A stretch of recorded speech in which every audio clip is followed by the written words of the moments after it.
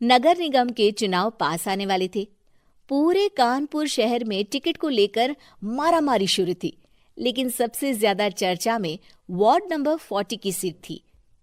वो इसलिए क्योंकि इस बार वहां की सीट महिला के लिए आरक्षित थी। अब सवाल ये था कि चुनाव लड़ेगा कौन। इससे पहले ठाकुर साहब वहां से पार्षद थे और इस बार उन्होंने अपनी पत्नी सीमा ठाकुर को टिकट दिलवाई और ठाकुर साहब की शान के कारण सीमा जी ने 20,000 वोटों से चुनाव जीत लिया। अरे बधाई हो सीमा भाभी, अब तो आप वार्ड की पार्षद बन गई हैं। अब तो हमारे काम आप ही करवाएंगी। अरे ये तो सिर्फ नाम की पार्षद बनी है, वो तो महिला सीट आ गई, वरना पार्षद तो मुझे ही बनना था। अब भले ही चेहरा इसका होगा, लेकिन पावर तो मेरी ही होगी। अरे वाह भाई साहब, क्या दिमाग लगाया है आपने भी। आइए आप लोग, खाना लगा दिया है सबके लिए। सीमा जी पार्षद बन चुकी थीं, फिर भी उनकी एक ना चलती। सारे काम ठाकुर साहब खुद ही संभाल लेते और जहां जरूरत पड़ती वहां सीमा जी का अंगूठा लगवा लेते। सीमा जी ज्यादा पढ़ी लिखी भी नहीं थी।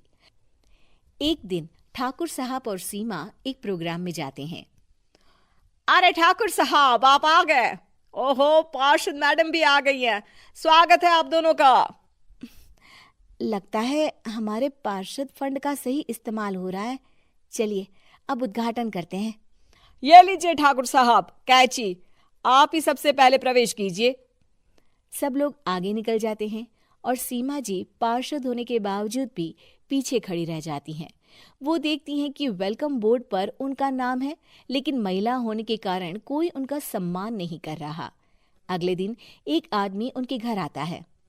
अरे ठाकुर साहब नमस्कार। कल ना हम नोटिस किए कि हमारा घर तो अवैध है और नगर निगम वाले उसे तोड़ने आ रहे हैं। अरे कुछ कीजिए ना ठाकुर साहब। देखो भाई, मैं तो ज्यादा कुछ कर नहीं सकता, पर अगर तुम सबकी जेब गर्म कर दो तो कुछ हो सकता है। कुल मिलाकर 4 लाख लगेंगे। अरे 4 लाख ठाकुर साहब? अरे भाई, मैं अपने लिए नहीं मांग रहा हूँ।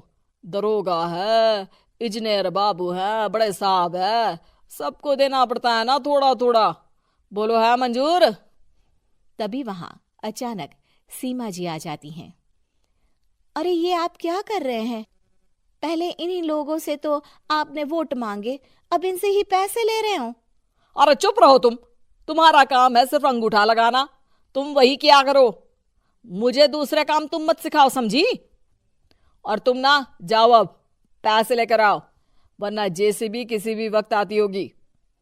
सब कुछ ऐसे ही चलते रहता है। एक दिन सीमा जी और ठाकुर साहब को एक लोकल मीटिंग में बुलाया जाता है।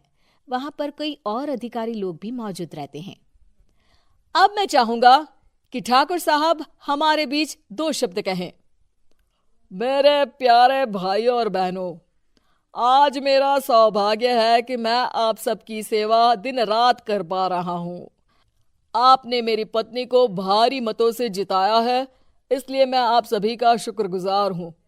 मैं आप सबसे वादा करता हूँ कि हमेशा की तरह हमारे वार्ड में किसी को कोई तकलीफ नहीं आने दूंगा। सभी लोग तालियां बजाने लगते हैं। अब मैं माननीय पार्षद मैडम को स्टेज पे बुलाना चाहूंगा। अपने नाम को बुलाया सुनकर सीमा जी एकदम चौंक जाती हैं। उन्हें बिल्कुल उम्मीद नहीं थी कि इतनी बड़ी जगह उन्हें मंच पर बुलाया जाएगा। जैसे तैसे वो मंच पर चढ़ती हैं।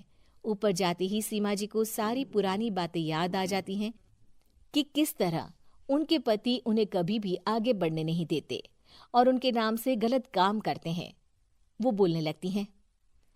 मैं आपके वार्ड की पार्षद सीमा हूं।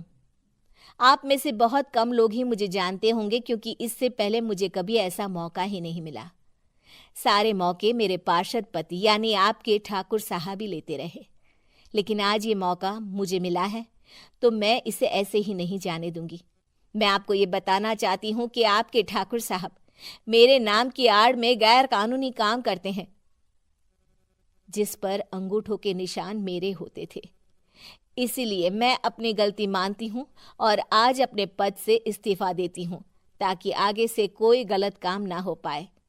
अब फैसला आप सबके हाथ में है कि आप हमें क्या सजा देना चाहते हैं। सीमा जी की बातें सुनकर ठाकुर साहब के चेहरे का रंग उड़ जाता है और वो शर्म से मुंह नीचा करके वहां से चले जाते हैं और पद से इस्तीफा देकर ही सही सीमा जी अपने आप में आत्मविश्वास महसूस करती हैं।